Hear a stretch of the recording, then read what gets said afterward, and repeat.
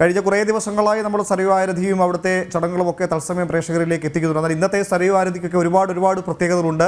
നൂറ്റാണ്ടുകളുടെ കാത്തിരിപ്പിന് ശേഷം ശ്രീരാമചന്ദ്ര പ്രഭു ജന്മഭൂമിയിലേക്ക് മടങ്ങിയെത്തിയിരിക്കുന്നു.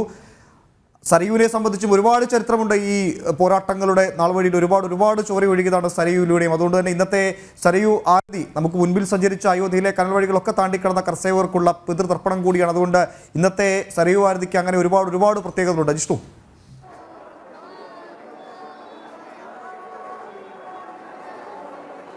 പക്ഷെ തീർച്ചയായും ഇന്നത്തെ ആരതിക്ക് വളരെയധികം പ്രത്യേകതകളുണ്ട്, വളരെയധികം ഭംഗിയുണ്ട് എന്നുള്ളത് പറയാതിരിക്കാൻ സാധിക്കില്ല. കാരണം നൂറ്റാണ്ടുകൾക്ക് ശേഷമാണ് രാംലല്ല അയോധ്യയിൽ പ്രതിഷ്ഠിതനാകുന്നത്. ആ പ്രാണപ്രതിഷ്ഠയ്ക്ക് ശേഷം സരയൂവിൽ നടക്കുന്ന ആരതി, സരയൂ ദേവിക്ക് നടത്തുന്ന ആ പൂജ, അതിനേറെ പ്രത്യേകതകളുണ്ട്. അതിനപ്പുറത്തേക്കും ഏറെ ഭംഗിയുണ്ട്, ഭക്തിയുടേതായിട്ടുള്ള ഭംഗിയുണ്ട് എന്ന് പറയാതിരിക്കാൻ സാധിക്കില്ല. അത്രയധികം ആവേശത്തോടു കൂടിയാണ്, അല്ലെങ്കിൽ അത്രയധികം ഭക്തിയോടു കൂടിയാണ് ഇന്നത്തെ സരയൂ ആരതി നടന്നിട്ടുള്ളത്.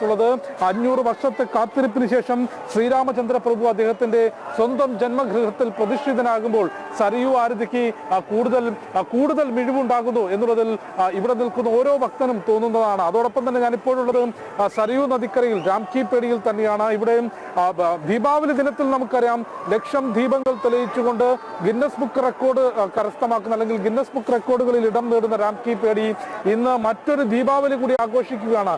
അയോധ്യയിലെ ശ്രീരാമചന്ദ്ര പ്രഭുവിന്റെ പട്ടാഭിഷേകം മറ്റൊരു ദീപാവലി കൂടിയായി ആഘോഷിക്കുകയാണ് അയോധ്യയിലെ ജനങ്ങളൊപ്പം ഭാരതത്തിന്റെ വിവിധ ഭാഗങ്ങളിലെത്തിയിട്ടുള്ള തീർത്ഥാടകർ. ആ തിരക്ക് നമുക്ക് ദൃശ്യങ്ങളിൽ കാണാൻ സാധിക്കും. അത്രയധികം ആളുകളാണ് രാംകി പേടിയിൽ ഈ ഒരു ദീപങ്ങൾ തെളിയിക്കുന്നതിനും അതിന്റെ ഭാഗമാകുന്നതിനും ഒത്തുചേർന്നിട്ടുള്ളത്. തീർച്ചയായും ഈ ദീപാവലി ആഘോഷങ്ങൾക്ക്, അല്ലെങ്കിൽ ഈ ഒരു ദീപങ്ങൾ തെളിയിച്ചുകൊണ്ടുള്ള ആഘോഷങ്ങൾക്കും സരയൂ ആരതിനും എല്ലാം തന്നെ ഇന്നത്തെ ദിവസത്തിൽ, ഇന്ന് അതൊരു ചരിത്രമാണ്, ഇന്നതൊരു പുതിയ യുഗത്തിന്റെ തുടക്കമാണ്. അതുകൊണ്ട് തന്നെ ഇന്നത്തെ ഈ ദിനത്തിൽ ഈ സരയൂ ആരതി, നേരത്തെ അല്പസമയങ്ങൾക്ക് മുൻപ് നമ്മൾ പ്രേക്ഷകരെ കാണിച്ച സരയൂ ആരതിയുടെ ഭാഗമാകുന്നതിന്, ആ ഒരു സരയൂ ആരതിയിൽ പങ്കുചേർന്നുകൊണ്ട് സരയൂ നദിയെ പ്രണമിക്കുന്നതിനും ഒപ്പം ഈ സരയൂ തീരത്ത് ദീപങ്ങൾ തെളിയിച്ചുകൊണ്ട് ശ്രീരാമനാമം ജപിക്കുന്നതിനും വളരെയേറെ പ്രാധാന്യമുണ്ട്, അല്ലെങ്കിൽ അതൊരു ചരിത്രത്തിന്റെ ഭാഗമാണ്, ഒരു യുഗത്തിന്റെ തുടക്കമാണ്. അതുകൊണ്ട് ഇന്നത്തെ ദിവസത്തിൽ ഈ സരയൂ ആരതി തീർത്തും ഭക്തിസാന്ദ്രമാണ്. ജയ് ശ്രീറാം വിളികൾ മുഴങ്ങുന്നുണ്ട്. ഒപ്പം ദീപങ്ങൾ തെളിയിച്ചുകൊണ്ട് അതൊരു വലിയ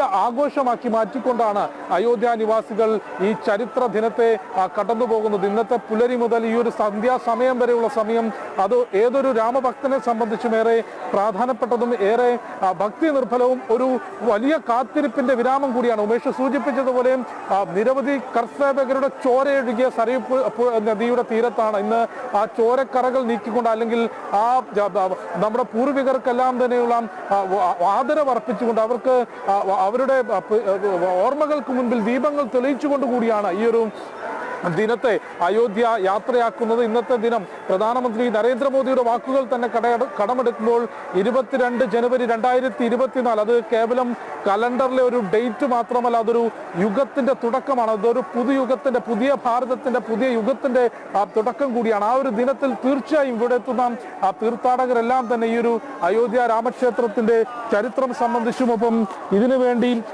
ജീവത്യാഗം നടത്തിയിട്ടുള്ള സമൂഹത്തെ സംബന്ധിച്ചും എല്ലാം തന്നെ വലിയ രീതിയിൽ സംസാരിക്കുന്നുണ്ട് എന്നുള്ളത് കൂടി പ്രത്യേകതയാണ്. രാമനാമം ജപിക്കുന്നതോടൊപ്പം തന്നെയും ഈ രാമക്ഷേത്രം യാഥാർത്ഥ്യമാക്കുന്നതിന് ത്യാഗങ്ങൾ സഹിച്ചിട്ടുള്ള, അല്ലെങ്കിൽ അതിനുവേണ്ടി പോരാടിയിട്ടുള്ള നമ്മുടെ പഴയ തലമുറ, പിൻതലമുറക്കാരുണ്ട്. അത് 1528 ഈ ക്ഷേത്രം തകർത്തത് മുതൽ അന്ന് ക്ഷേത്രം തിരിച്ചു പിടിക്കുന്നതിന് വേണ്ടി പോരാടിയിട്ടുള്ള ഹിന്ദു രാജവംശമാണെങ്കിലും സൂര്യവംശമാണെങ്കിലും അതിനുശേഷമുള്ള നിരവധി നാട്ടുരാജ്യങ്ങൾ പരിശോധിക്കുമ്പോഴും അതിനുശേഷം VHPയും സംഘപരിവാർ പ്രസ്ഥാനങ്ങളും ഹൈന്ദവ സംഘടനകളും 90ലും 92ലും നടന്നിട്ടുള്ള കാർസേവയിൽ ജീവത്യാഗം ചെയ്തവർ, ആ ഒരു കാർസേവയ്ക്ക് പ്രേരണയായി നിന്നവർ, അതിന്റെ സംഘടനകൾ, അതിന്റെ തലപ്പത്ത് നിന്ന് അശോക് സിൻഹാൽജി ഉൾപ്പെടെയുള്ളവർ, അവരെല്ലാം ഓർമ്മിപ്പിച്ചുകൊണ്ട് തന്നെയാണ്, അല്ലെങ്കിൽ അവരെല്ലാം ആദരിച്ചുകൊണ്ട്. അതെ ജിഷ്ണു, ഒരുപാട് സ്മരണകൾ പുതുക്കിയാണ് ഇന്ന് സരയൂ തീരത്ത് ആരതി